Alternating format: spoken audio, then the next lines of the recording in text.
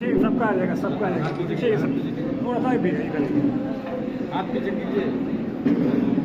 Press conference का मुख्य उद्देश्य यही है कि आने वाले लोक आस्था के महापर्व छठ मैया की पूजा जो होने जा रही है, इस उपलक्ष्य में तमाम मुजफ्फरपुर 94 विधानसभा के सम्मानित अभिभावकों को, माता पिता को, मातृशक्ति को, हमारी बहनों को, युवा साथियों को, प्यारे प्यारे बच्चों को, सबको पहले तो ढेर सारी बधाई और आप सभी को भी बधाई।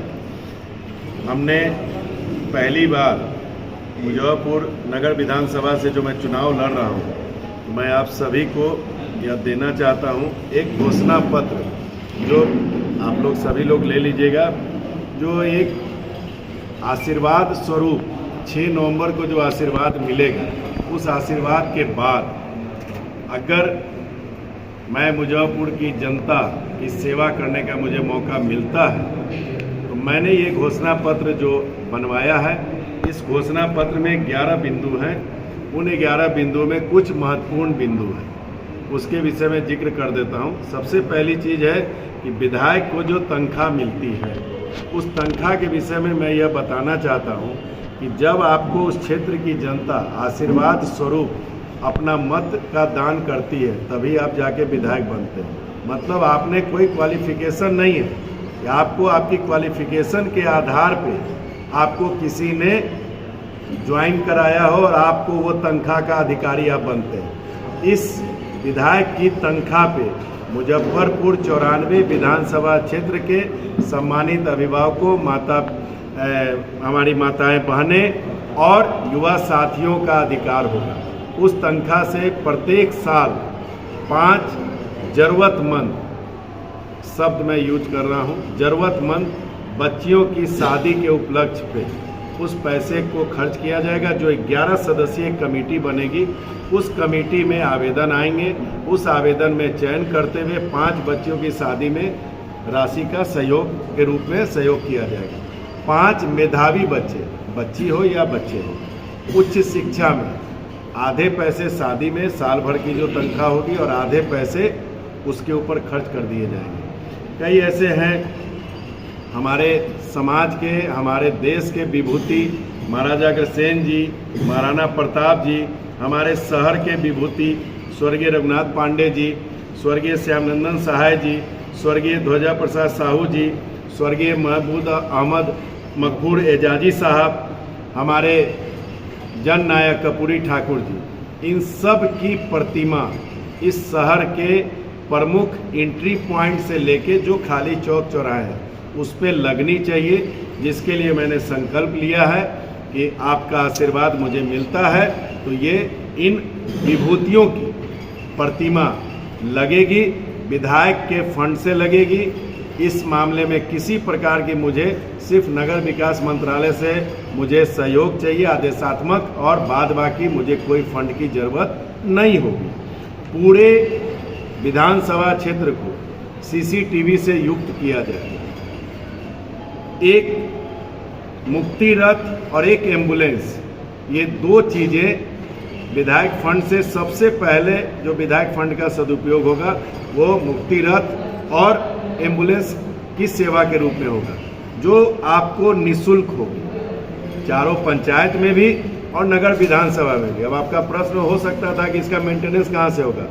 जो विधायक जी को स्टाफ रखने के लिए पैसे मिलते हैं, उन्हीं में उसी पैसे से 3 स्टाफ रखे जाएंगे।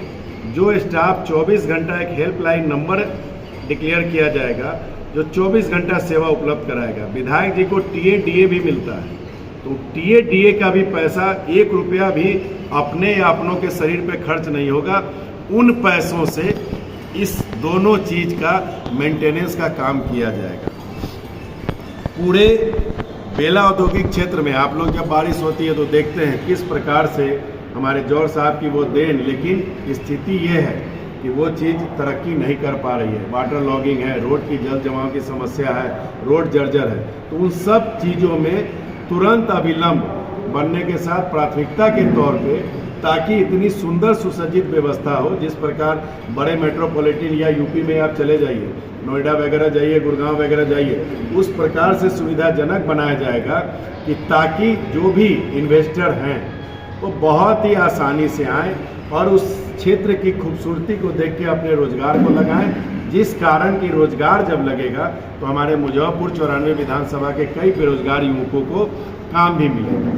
फुटपाथ के दुकानदारों का एक हम लोग हमेशा जो भी विधायक बनते हैं वो कहते हैं जाम की समस्या, जाम की समस्या, कभी समस्या के निदान पे नहीं गए। उसका एक कारण है जो गरीबी रेखा के नीचे हैं बेचारे, डेली फुटपाथ पे अपनी दुकान लगा के रोजी रोटी कमाते हैं, उन दुकानदारों को 5 दिन 10 दिन कमाया और उजाड़ दिया जाता है। तो इस बार ऐसा होगा कि उन तमाम लोगों को नगर विकास मंत्रालय और नगर निगम से कोऑर्डिनेशन करते हुए वेंडिंग जोन में उनको स्थापित कराया जाएगा, ताकि स्वतः नाले और रोड जैसे ही मुक्त होंगे वैसे ही अगर उन फुटपाथी दुकानदारों को यह अगर मन में एक बात आएगी कि हमें जो है मतलब यहाँ से विस्थापित किया जा रहा है, हमारी रोजी रोटी कैसे चलेगी, उनको दिल्ली स्थित गाजीपुर सब्जी मंडी का वीडियो बना के मैं ला के दिखाऊंगा कि देखो भाई 20 किलोमीटर 30 किलोमीटर इलाके के लोग कैसे आके यहाँ से सामान खरीद के जा रहे हैं। वो ईश्वर है, चाहे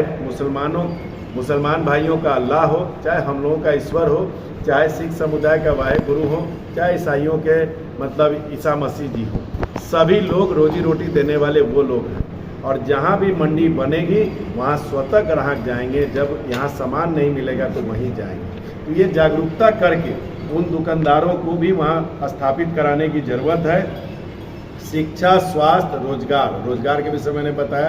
रोजगार के विषय में जिन गरीब ज़रूरतमंद महिलाओं को जो स्वावलंबी बनना चाहती है, अपने परिवार में कंट्रीब्यूशन देना चाहती है, लेकिन पूंजी के अभाव में वो नहीं दे पाती, उनको समन्वय स्थापित करें कि जनता मेरे से हिसाब मांगेगी, उस दिन से भ्रष्टाचार खत्म हो जाएगा, उस दिन से ईमानदारी से काम होना शुरू होगा।